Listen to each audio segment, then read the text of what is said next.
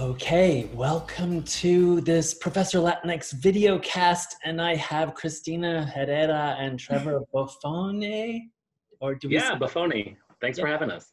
Okay, and Cristina, you are currently Professor and Chair of Chicano and Latin American Studies at Cal State Fresno. Mm-hmm. You have several books that you've published and have a forthcoming book with Routledge called Chica Nerds. Mm-hmm. And of course, this co-edited volume with Trevor. And Trevor is both a teacher at Bel Air High School of Spanish and also theater arts, or Spanish primarily?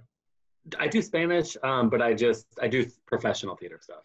Professional theater stuff. Yeah. And also a professor there at the University of Houston. So let's welcome Trevor and Cristina. Trevor, you're also co-editor of a volume called Encuentro, right? Yeah, it's the theater stuff. Yeah, so welcome. And I know everything's kind of topsy-turvy in the world, but maybe we can talk a little bit about Latinx kids and YA fiction. And especially want to kind of think about this book that you guys have done called Nerds, Goths, Geeks, and Freaks. How did you get into this project? What started it, and what did you discover? Were there any surprises? Well, go ahead. Do you want to start, Trevor? Or do you want to... Well, I think Cristina and I met in 2014, was it? Yeah. Yeah, at the ALA Latinx Literature Symposium in San Antonio. And we just, we connected like people do at conferences. And then we just started, talking on Facebook. And then, we kind of quickly realized that we work in very similar ways. We had similar interest in terms of literature, similar like sense of humor and like the way we view the field as well. Mm-hmm. And so from there, we kind of were, talking about what could we possibly do a project going forward. But we both had to finish some things. And then Cristina, I'll let you continue because you had, I think, the idea for the project. Yeah, well, I was working on an article that was published in 2017 by The Lion and the Unicorn Children's Lit Journal. And it was the original article on Chica Nerds, which would eventually turn into my book. And over conversations with Trevor kept saying, you need to make this a book, right? It needs to be a book. An article isn't enough. But I wasn't ready yet to make it into a book. And finally, I just asked him, said, when are you going to contribute with me? When are we going to do this? And so I said, I think we need an edited book because we had both talked about how we were doing some work in children's and young adult lit, Trevor doing some work on theater for young audiences. And so I think we were just chatting one of our epic Facebook Messenger conversations. And I think on a whim, we just sort of came up with the title, how about Nerds, Goths, Geeks, and Freaks? Like we need to look at the title never changed. The title never changed. The title never changed at all. Yeah, it never changed. And so we sort of put in our interests together, and we knew that it was time to finally work together because we've been floating with the idea for years, but it had to be the right kind of project, and this one was it. Yeah, and I think too, like since that when we met, we've been editing each other's work in an informal way, right? Whenever we finish a chapter or an article, Christina's the first person I send it to, and I think I'm the first person she sends her work to. And so we understand the way each other works, and from there, it was very obvious it was going to be a smooth project. And I think, based on the responses we've gotten from the book in terms of when we submitted the call, and then conversations we've had with people since, I mean, there's a need for it, right? And just like your book with the interviews, and then Christina's other book about, education in YA Lit, there's a need for this, right? And so I think that's why we're here today, right? Mm-hmm. Give us a little snapshot, maybe Cristina, we can start with you, of, how nerds, goths, geeks, and freaks are kind of a part of your curriculum at the university there? Um, well, in a lot of the classes that I teach, I like, showing students representations of characters who are writers, who are artists, who are readers. And so one of the things I always do in class is I always refer to myself as a bookworm or as a nerd. And I find that once I sort of out myself as a nerd, some of my nerd in hiding students come out and and they talk about why maybe they were reluctant to talk about their geeky interests in sci-fi and comic books. And so I'm really conscious of the kinds of works that I incorporate to try to show students that there are many ways of being Latinx, many ways of being Chicanx, and to get them to understand that there's a reason why we don't see these kinds of protagonists in mainstream culture. Instead we see the common, like the homegirl, the cholo, which are great representation. I love studying those, but that's not the only way. And so I try to show my students that there are multiple ways of expressing identity, and some that are very familiar with them, but some that they've never really seen on the page or on the screen. Trevor. Yeah, and I think, Cristina, what you're saying reminds me of, we both, I think, in our scholarly work and then also in my artistic work, we are constantly trying to expand mainstream ideas of identity, right? And in this case, Latinx identity. And so, I look at the ways that this book is, taking back terms such as nerds, specifically nerds, right? Mm-hmm. And how when we grew up, all three of us, right? Nerd was a bad word, right? It was a word that was used as an insult for a lot of us. And the books that we're seeing in the books that people are writing about in this book, they're talking about that, right? They're talking about taking that word back, appropriating it back. And then in my theater work, I do the same thing. I produce a Latinx theater festival in Houston at Stages Theater, and it's been, very much part of my mission to make sure that, Afro-Latinx voices are centered in that work, and voices that often get left out of the picture, right? And so I think you see that in this book, right?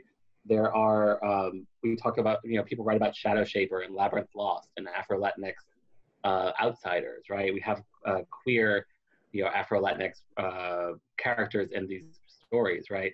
And so it's something that we're always trying to kind of think about and really push against these monolithic notions of identity. Can you tell us a little more about Nerds, Goth, Geeks, and Freaks? You mentioned some of the essays. What I know in your sort of critical introduction, there's a lot of information. Was there anything in your in the sort of process that really surprised you, actually, that you didn't expect? Maybe some statistics or some areas of kind of cultural production where you started to see stuff changing. I'm just sort of thinking off the top of my head. I think I will say this was the easiest project I've ever done. And by easy, I don't mean that it was traditionally easy, but it was very smooth. And I think that speaks to the relationship I have with Cristina. But along the way, I don't know that we had I felt like we didn't have any major revelations in terms of making this book, but the revelations happened outside of the book, right? In terms of like pop culture and mainstream United States culture. Mm-hmm. For instance, this explosion of Latinx nerds and like geekiness that has happened, right? Mm-hmm. Whether it be Miles Morales, right, in Spider-Man, Into the Spider-Verse, right? Like that was not in our introduction, and then the film came out and we're like, oh my God, we have to write about Miles Morales, right? Yeah. And then, for instance, In the Heights film that's coming out at some point this year, hopefully, the central story of In the Heights, the musical, is about a girl who goes to Stanford and doesn't fit in because she's different, right? And so really, I think, You know, does that make sense, Cristina? Yeah. Yeah, That I was the think change. so. That was, and maybe if there was a surprise, it was, we just didn't expect there to be, as we were writing and as we were in the book's production, these different kinds of representations. We just were not expecting it. And so one thing that I noticed, I was somewhat familiar with the Chicana Tejana comedian, Cristela Alonso. Yeah. And I was familiar with some of her stand-up, but she came out with another stand-up special right after we had started working on the book, and she refers to herself and in her stand-up and in her tweets as a nerd all the time. Yeah. And she just published a book called Music to My Years, and my really good friend Larissa Mercado Lopez bought me a copy of that book, and I read it cover to cover, I think in a day or two, while I was recovering from surgery in December. And it was amazed by how many times she referred to herself as a nerd. So I think that's what was maybe a little bit more surprising, is in a span of two and a half years that we were writing the book, all of a sudden we see more artists and writers and comedians openly referring themselves as geeks or nerds in a way that we didn't see, maybe 5 years ago. Right. Yeah, there's and now of course we have I mean, you guys are so kind of prescient, but it's always been here. It's just culture is starting to catch up. Our creators, our artists have been doing this, our comic book folks have been doing this for a long time, but now of course we have the expanding universe of like Ashley Garcia, right? We have Nayeli and Hintified, Valentina and Party of Five, right? And it's like, okay, it's actually kind of cool to be the smartest kid in the family. Right. Yeah, right. Or even my students love On My Block. Oh yeah. Yeah. Which is these like nerdy kids, right? These nerdy kids of color. Totally. Yeah, I actually like that show too. I love it too. Yeah. So yeah, speaking of which, then why focus on Latina Latinx nerds, on young Latinx nerds? Why now? Why do you think it's taken maybe the scholarly community this long to kind of like study this? Well, I think Cristina will have something more smart than I'll have, but I think in terms of, if we look at YA, a lot of the nerd conversation is happening in YA fiction, right? In terms of literature, and Latinx YA is like the hot thing right now. It's one of the few fields in literature, not fields, but like publishing fields, that is actually growing, right? And becoming more, lucrative. And so as that's happening, you're also seeing more nuanced stories come out, right? And so one of those stories is really about these nerds and outsiders. Cristina is going to add to what I just said. It's very brilliant. No, that was great. Why now? Oh gosh. I mean, I think it's like you said, Frederick, we've always been there. And so in a way, this is nothing new. But I think what was missing is just referring to them as nerds. I'm thinking even some of the adult literature, Denise Chavez, in her novels, Face to Face of an Angel, Loving Pedro Infante. I mean, she's always written about young women, middle-aged women who have these geeky interests. But I think it's about not sort of putting that word nerd or geek, ascribing that to these identities. And I think it's because Trevor, you mentioned this earlier, for so long, that's a word that's been, it's Steve Urkel. It's the comic relief, the person who's bullied. It's never been something positive. For me, what changed was when I first saw the video, whom I reference in my own book, Bomba Estéreo, the song Soy Yo. And suddenly, days after the video's release, I'm seeing all over these different websites, articles on these, writers and journalists and bloggers who said that this young girl, Saraí González, in the video spoke to them in a way that made being a nerd, being fun-loving and geeky acceptable. And I think what's really interesting is that this video also came around the time where a lot of these other cultural websites, Latinx cultural websites like Me Too, Remezcla, were focusing a lot on Chola identities, you know, on Chola aesthetics, which is great. And I love studying and I love teaching about these different kinds of identities. But I kept asking myself, like, why only Cholas? I mean, why, like, there's so many of us who aren't Cholas. What about these other kinds of young women who are not represented? What does that mean for them? What does it mean to not be included within the Latina narrative? So it's really interesting that at the time we're starting to see these examples of Cholas. We are also seeing other ways of being with the Bomba Estéreos book. I also, I have to give a shout out to my good friend, Elisa Rodriguez y Gibson and Tanya Gonzalez around the time that they published the book on Ugly Betty. Who they don't refer to her as a nerd, but she is a nerd in many ways. And I have to give a lot of credit to them as well for trying to shift the focus and try to expand what we mean by Chicanas, what we mean by Latinas. Let me ask you, what is different to and this might be, I don't know, maybe this is too academic, but the discourse of the model minority and that history, and now the kind of celebration of Latinx nerds? Yeah, I write about this in my own book. Well, because you know the model minority myth has always been ascribed to Asian Americans, and it's a very limited way of understanding what it means to be Asian American in the U.S. And within that narrative, the idea is that Asian Americans encompass this sort of passive ideal immigrant narrative on one end, and on the other end, we have the negative. We have African Americans and Latinx as unruly, as not being good in school. So what it does, I think it sets up this narrative where if you want to be considered down, if you want to be considered authentically Latinx, you have to be bad at school, or if you're good at school, you have to hide it.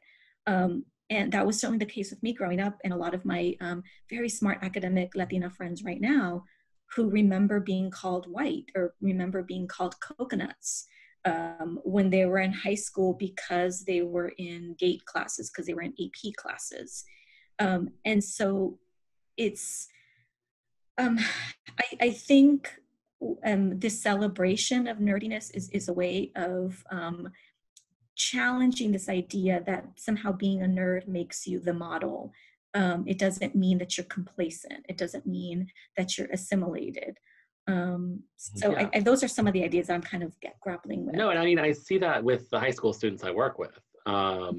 It's the same conversation around Latinos who don't speak Spanish, right? How they feel like outsiders, right? Or not even feel, but people talk about them as if they are outsiders. And I'm talking about my students. And you see that with the nerds too, right?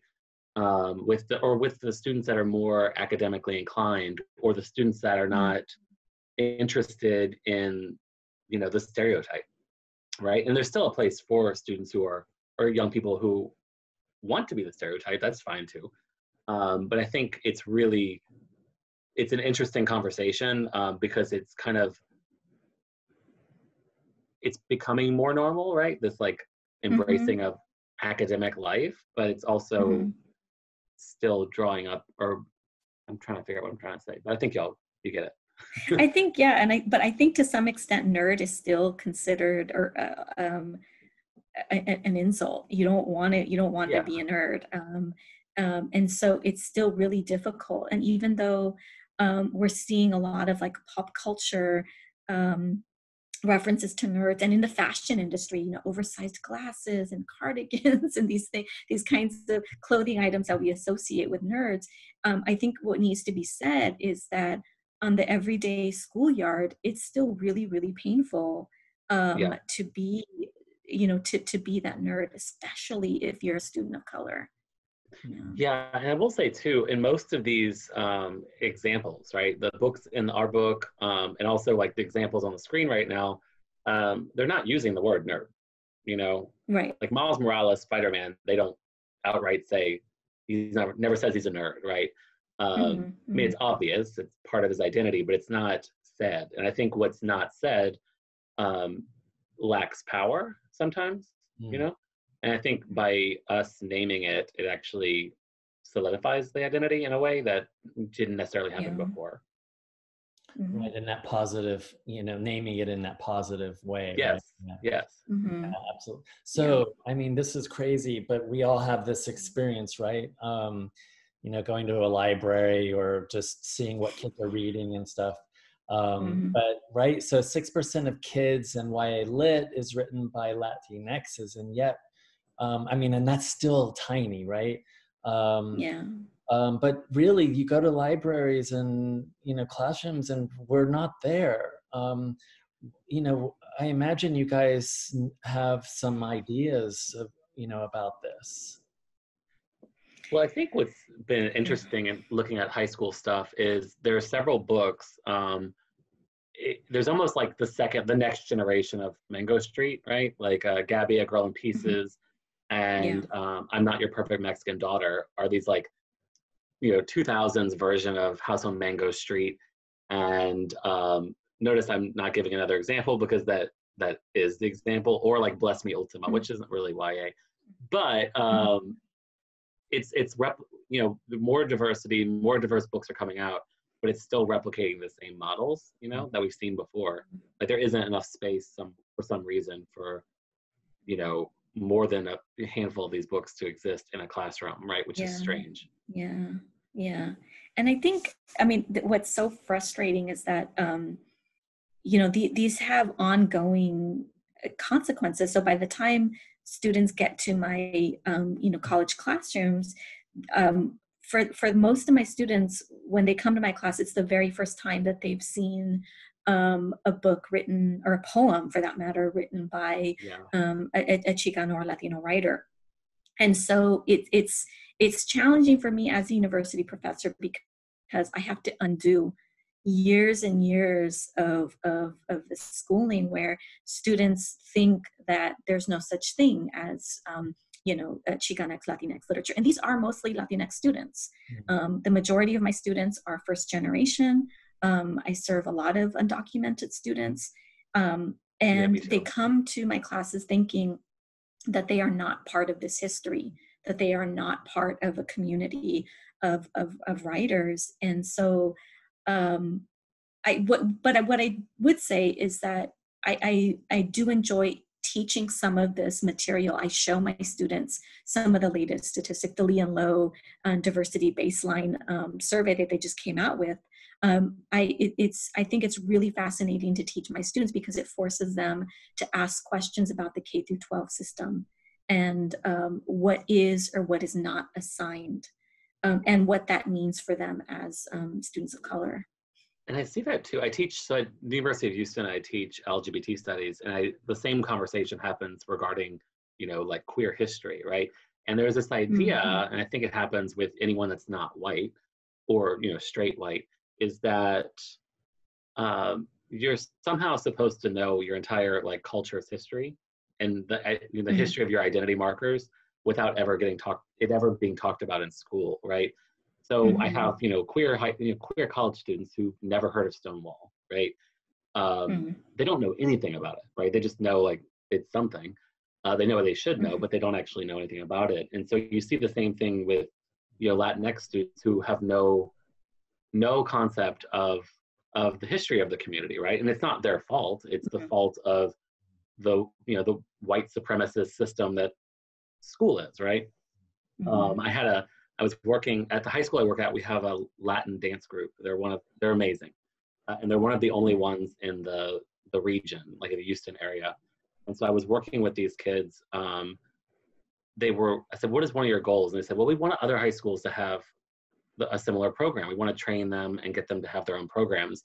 And I said, "Oh, there's no other schools? That's kind of strange." because Houston, we have over 1 million Latinos documented, people like U.S. citizen Latinos in Houston alone. And I said, why do you think they don't have, why do you think they don't have programs? And she said, well, I don't know. I said, well, it's white supremacy, right? School, like our actual school was built as a white place, right? My high school was a segregated school when it was built. And because of that legacy, right? It's this like legacy of hate, like Rudy Acuna talks about, right? We're still seeing the effects of that, right? And kids just don't see themselves represented. And so they don't have a chance to learn about who they are, Yeah, it's a deep systemic problem, right? That right.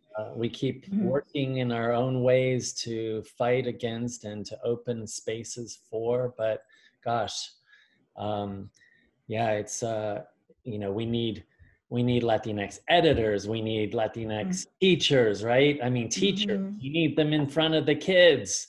Yes. That, right? Library acquisition, librarians, etc. Right? Gosh, you look at Publishers Weekly and Kirkus Review, and like we need them there too, right? I mean, that brings up. I don't remember what press this was, and I don't even know if it was our press for our book. But that was one of the things we encountered when we were submitting the proposal. Was this idea of, so what? Like, because we thought it was like, oh, it's a book about Latinx literature. Okay, what's the catch? Like, what's the point of it? And we're like, oh, well, it's about outsiders within a marginalized community. And this subset, the sub community, and they just like did not get it, right? They just like didn't get it. Right. I mean, they ended up. The University of Mississippi Press, they got it, but it was very shocking to Cristina and I when we got those initial reports, because we're like, wait, what? Well, off the record later, I'll ask you who that was, so I will avoid them.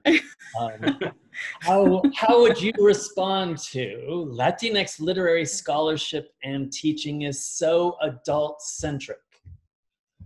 It is. So I'm a literature theater person, and I don't teach literature or theater explicitly.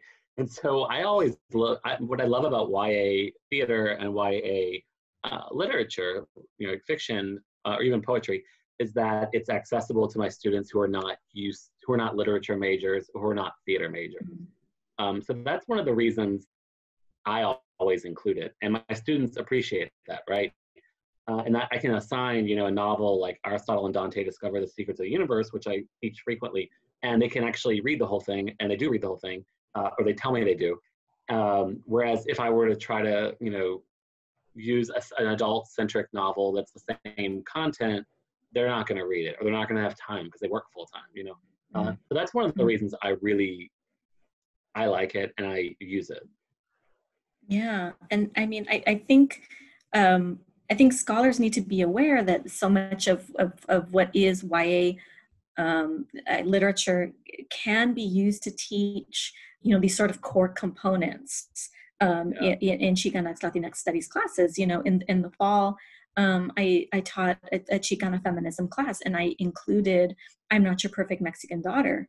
And it allowed us to really, if we want to use sort of the neoliberal institutional language of certain, learning outcomes, it allowed us to sort of accomplish those learning outcomes, by talking about things like not only gender and womanhood, but what it means to be a Chicana teenager, what it means to be not only othered because of your gender, because of your ethnicity, because of your class or sexuality, but also because of your age.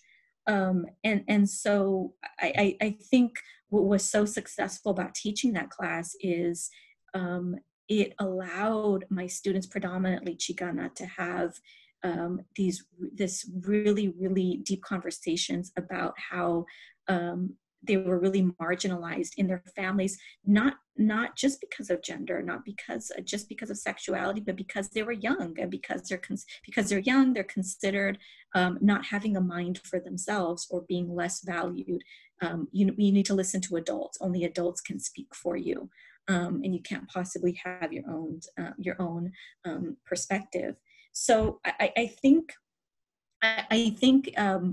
the scholarship out there is still very, very adult-centric, because I think we're still operating from that position that literature for young audiences is somehow not serious enough, or we can't have meaningful conversations about what it means to be an adolescent. And that's completely false. Mm-hmm. And I Yeah. think too, the thing that I've experienced with, well, I've always liked YA literature, but I feel like for a lot of people who don't fit mainstream, when we come of age with, media and books and films that don't necessarily speak to who we are.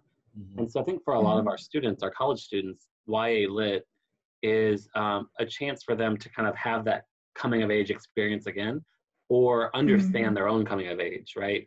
And I'm focused on coming of age because that's usually what YA fiction is about, even when it's not explicitly about it.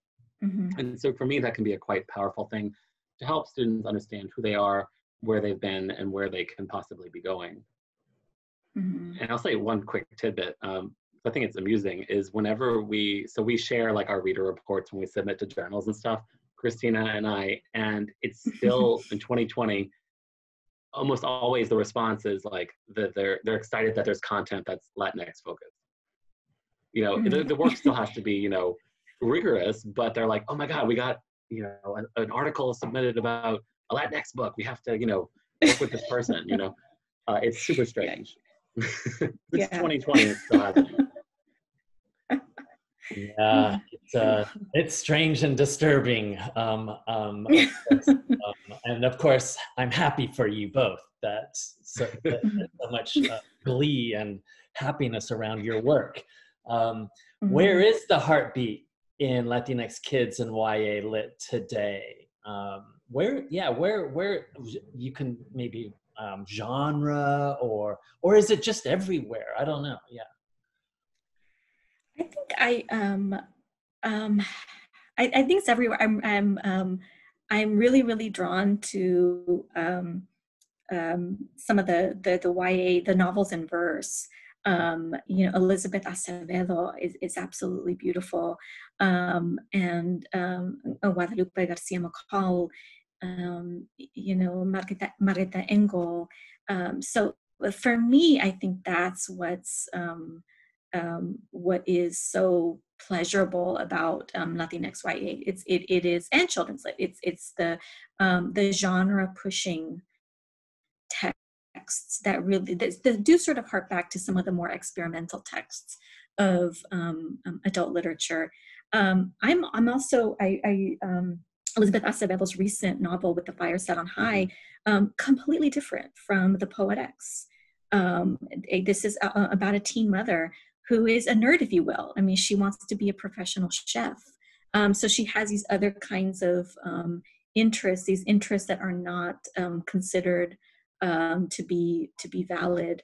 But the fact that she, Acevedo writes so authentically and sympathetically and critically from the perspective of a teen mom, especially when we have these really negative portrayals of teen mothers as dropouts, as teen mothers as irresponsible.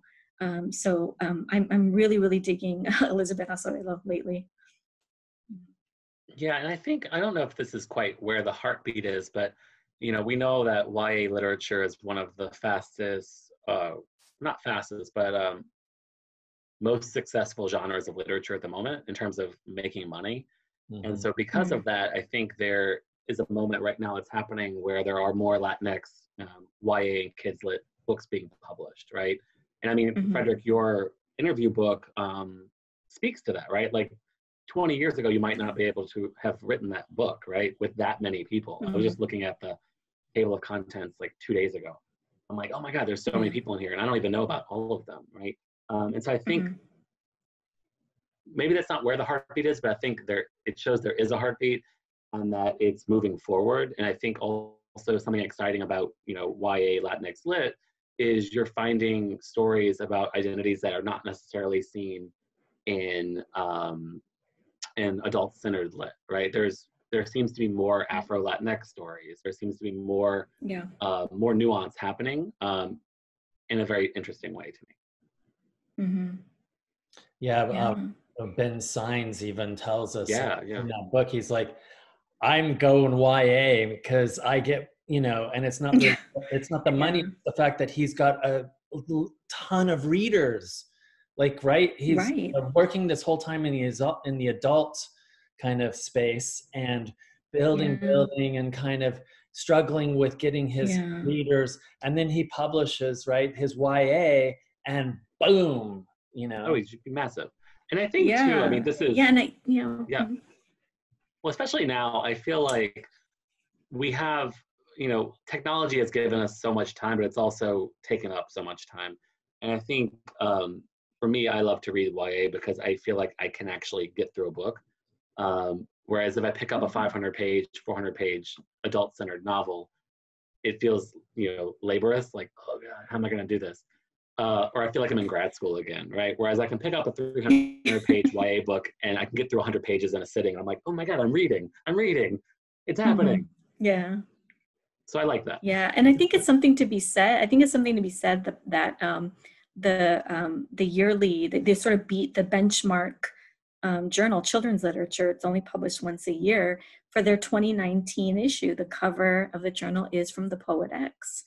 And it's, so, I mean, there's something to be said about that. But at the same time, if you look through sort of back issues of children's literature, there's just a handful of articles actually on Latinx or Chicanx children's literature. I have an article published in that journal from 2016, their 2016 issue, and I think that one is one of the first in like 10 years. It's astounding. And then in the 2017, The Lion and the Unicorn, I have the honor of being in that issue with Domino Bettis, and the same thing. I think we're like the only two in I don't know how many years.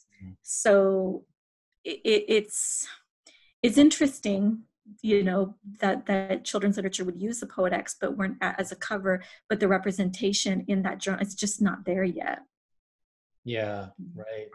Yeah, I think you guys are right. There's still this sense that somehow in classrooms, we can't take students to those sophisticated spaces of idea working, of kind of self-concept, etc., that you can only do with adult fiction or something. And you're like, actually, no, it's kind of almost the opposite. And I get that too with teaching comic books, you can imagine, right? Oh, yeah. So tell me, can you share some of your teaching methods? And I know, Trevor, you're sort of famous for some of your methods with the kids. But yeah, teaching Latinx kids, YA Lit, just, how do, I imagine you guys have like extraordinarily dynamic classrooms. I don't even have to imagine with you, Trevor, because I've seen your social media stuff. Let's talk a little bit about methods and teaching and exciting spaces of learning. Do you want to go first, Cristina? Oh, wow. No pressure. Well, how about I'll go first, because I'll talk about what I do with high school kids, and you can talk about the college kids. So I teach both college and high school, and with the high school, I've gone viral. I've been on Good Morning America and all over. You're famous. Because of what I'm doing. I'm famous. No, it feels weird to say. But all I'm doing is really, I have this wealth of experience in academia and in theater and community organizing, and I'm just taking those tools and using them with my students in a way that goes against what public education, K through 12 education, is supposed to look like. And really, it all goes back to listening to my students and really letting them dictate the culture of the classroom and letting them dictate the way that everything runs, right? So, I mean, the content, they're not really dictating. I'm teaching Spanish. I have certain benchmarks I have to teach, but the way that we talk to each other is very much informed by, feminist queer theory that I've studied, right?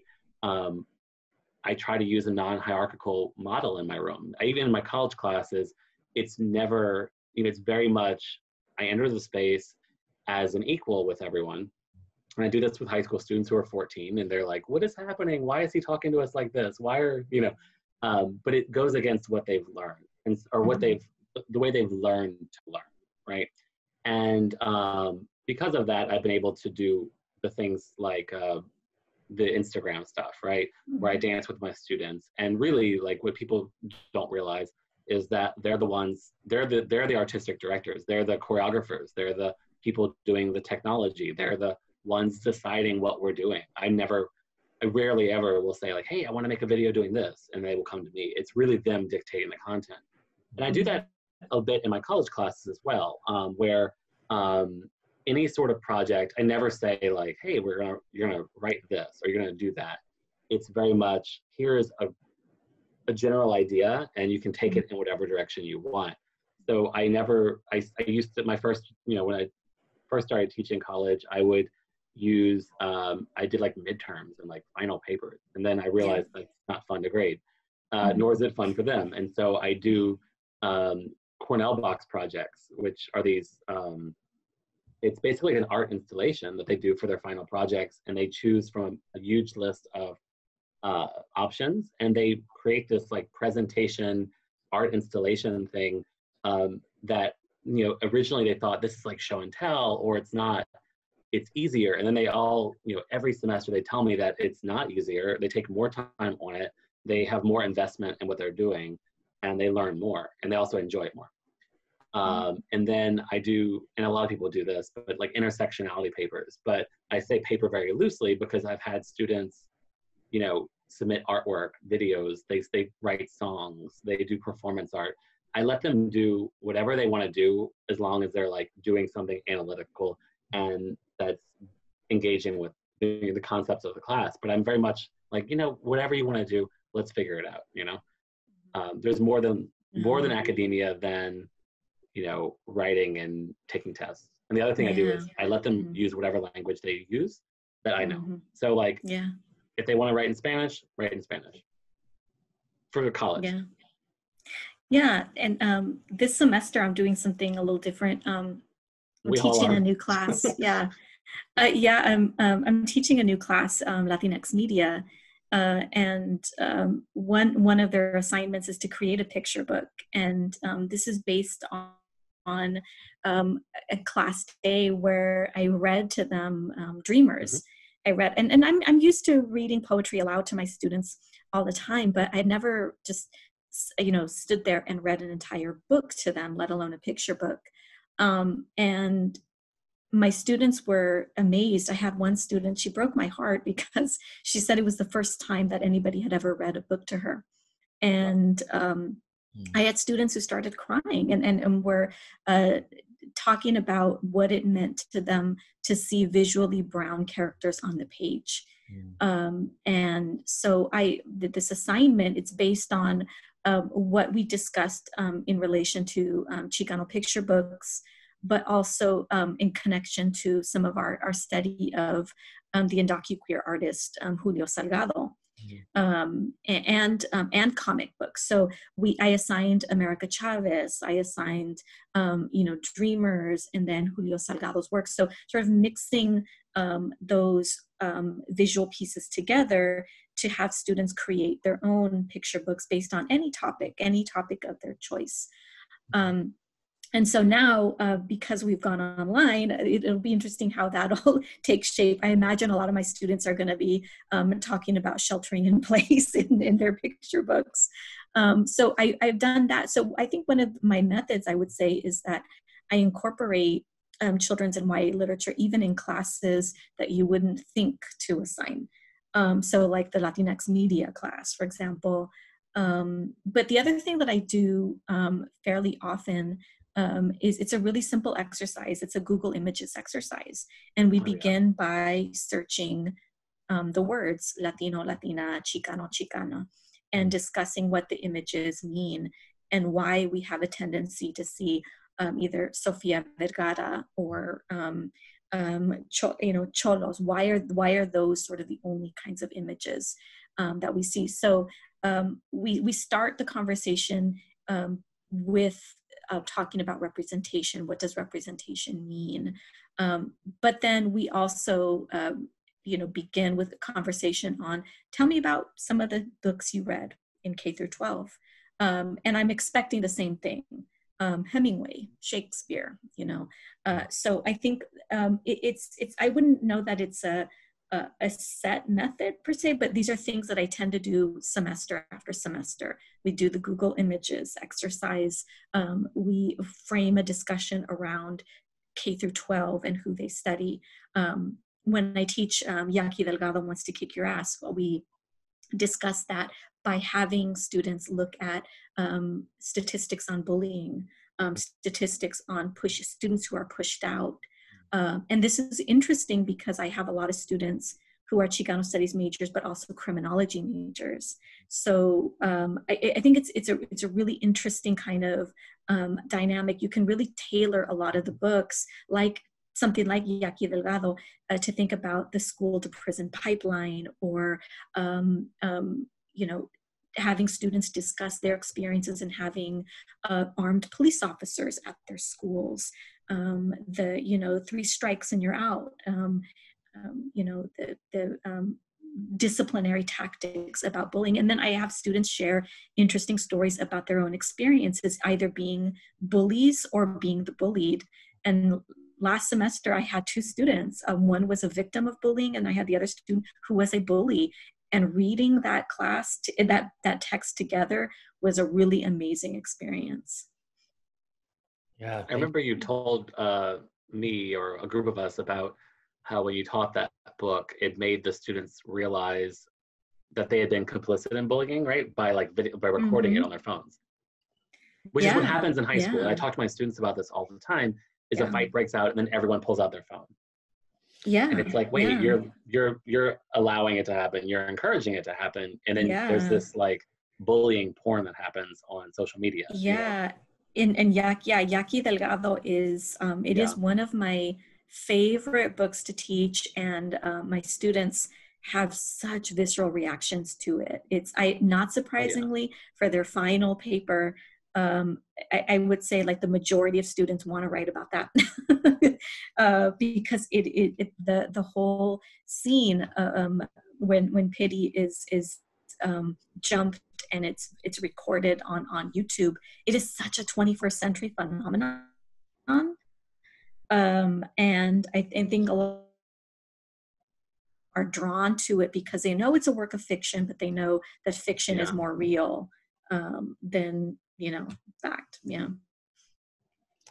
So as we kind of come to our close of this video cast, Book of Life, one of my favorite feature animation film, Jorge Gutierrez, and of course Ice Cube as Candlemaker, encourages the detention kids, and of course the Goth Latinx, right, some of which of color, to go write their own stories, to go write them in a way you guys have just been talking about, that right kind of investment in learning and feeling empowered to write our own stories, to write their stories. Absolutely. Isn't that they're the future? Isn't that kind of gosh, I know we have so much learning going on in the classroom, but in a way, the learning and the empowering kind of have to go hand in hand, and right, and then and so empowered to tell your Latinx nerd story, or your Latinx goth story, or your whatever it happens to be, right? I think the work that we both do is we want our students, whether it's college students or my students who are dancing, in high school, we want them to see themselves as creators and see themselves as having a story that's worth being told and worth being the subject of something in a classroom in college, right? And I think we've spoken to that today, and I think our book is a testament to that. Yeah, and I think students have to know that they are worthy of being written about. This semester, I have a student who identifies as non-binary, And they came to my class, to my office multiple times, and in a lot of distress. And one thing that I do all the time to students who are feeling just sort of like an outsider, not really finding their place, is I always recommend books. And so I told them, you need to read I'm Not Your Perfect Mexican Daughter. And they and Erika Sanchez actually came to Fresno State and spoke, and my student was there. And I encouraged my student to go and talk to her and to say what the book meant to them. And my student, brought me to tears. And they said, as a brown, as a queer, as a non-binary student, this book told her that, told them that I matter.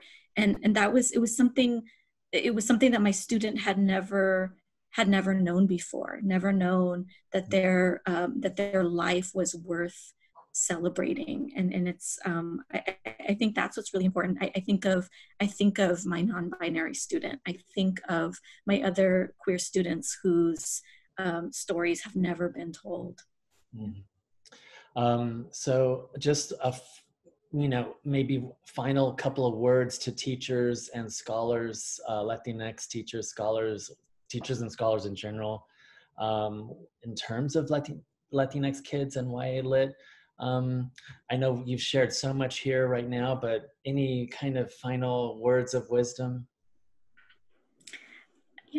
Don't be afraid. Don't be afraid of teaching some of these books, even that you're not familiar with. And I think what's important to understand with if you're a high school teacher right now, if you're a K through 12 teacher, there's so many more resources than there were 15 years ago. Latinx and Kids Lit is a wonderful resource, has so many suggestions on books to incorporate. The publisher Lee and Low, Piñata Books, have wonderful websites with resources like authors' interviews. So I really think that for those K through 12 teachers who are interested in using some of those sources, they're in a much better place than certainly when I was a high school student. Yeah, and I think the three of us, we're here today because we're having this conversation because books changed our life, right? At some point. And I think, it can do that for any child, right? It's a matter of finding the right, just like your story with I'm Not Your Perfect Mexican Daughter. It's a matter of, even if you haven't read it, to just know, like, here are the books that are working for other people. Here are the lists I can give to students. That can be a powerful thing. You don't have to be the expert, Right. Thank you both so much. And thank you. Thank you. I will send, once this is all kind of uploaded to YouTube, I'll send you the link so you can share it. I'm going to send it over to the folks at U Mississippi so they can use it. Cool. Thank you. Get some buzz around your book. And yeah, thanks for taking the time. It was awesome to see you. Thank you for having us. Spend some time together, and hopefully we'll actually get to spend time in person. Yes, one day. We can leave our houses one day. Okay, thank you. Bye-bye. Okay, thank you so much. Bye-bye.